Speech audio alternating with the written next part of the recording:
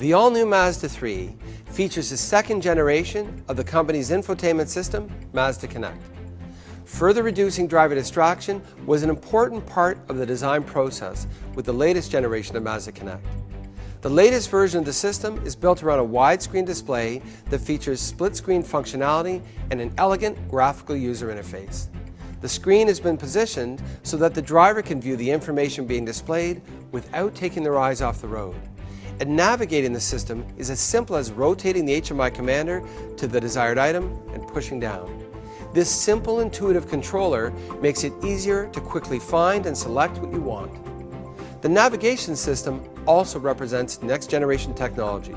It utilizes satellite signals and motion sensors to ensure extremely accurate vehicle positioning while also improving Android Auto and Apple CarPlay functionality.